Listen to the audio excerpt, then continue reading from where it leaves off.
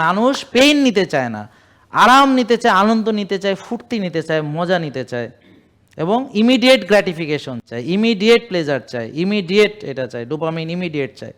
কি বুঝতে পারছেন? এটার পরিণতি বা কনসিকুয়েন্স সে ভাবে না। খেয়াল করেন, খুব ইম্পর্টেন্ট কথা এটা। কনসিকুয়েন্স ভাবে না, যেটার পরিণতি কী হবে সে সেটা ভাবে না। এই মুহূর্তে মজা পাইছে, এটাতেই সে খুশি। এটার পরিণতি কী হবে, এভাবে চলতে থাকলে কী হবে, এভাবে 10 বছর পরে কী হবে, 20 বছর পরে কী হবে, 30 বছর পরে কী হবে, এটা সে ভাবে না। এই বুঝতে পারছেন? এই লুপের মধ্যে আপনাদেরকে ফাঁদে ফেলে শয়তান আটকে রাখছে। এই লুপ থেকে আপনারা বেরোতে পারেন না। এই লুপের মধ্যে পড়ে ঘুরতে আছে। কি লুপ? রাত জাগে, রাত জাগতেই আছে, ভাবে রাত জাগা ঠিক না, কিন্তু সে জাগে, সবাই মিলে জাগে। এবং এমন অবস্থা করছে এখন আর সে যে ঘুমাইবে উপায় নাই, কারণ এখন বেগুনে মিলে জাগে। একা ঘুমাইতে গেলে অন্যরা সবাই তারে ডিস্টার্ব করবে। বুঝেন নাই কথা? সে এখন আর পারবে না। বুঝতে পারছেন? নষ্ট খায়, সবাই মিলে খায়। এখন সে একা ফেরেস্তা হয়েছে, বাকিরা হয় নাই। এখন সবাই নষ্ট খায় আর একা ভালো খায়, এটা হইতেছে না, মিলতেছে না, ম্যাচ করতেছে না।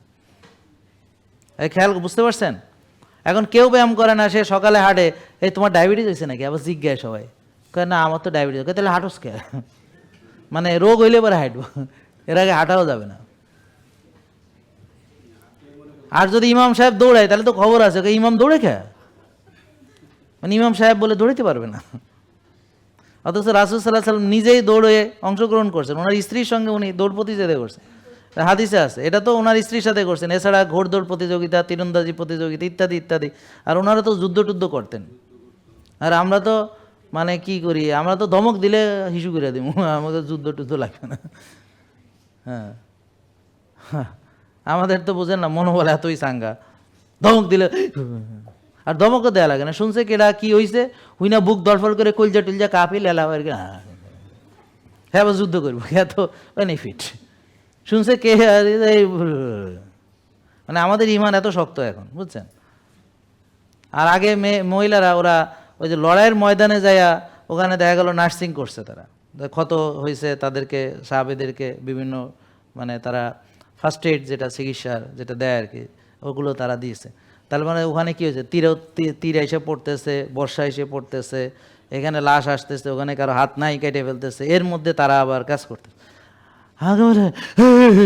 এটা শুনিয়ে অজ্ঞান হয়ে গেছে। হ্যাঁ, এই এত সাহস তার।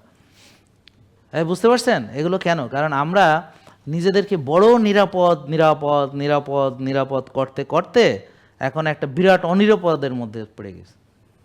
জেকে লাইফস্টাইল লিমিটেড, ওষুধ মুক্ত সুস্থ জীবন।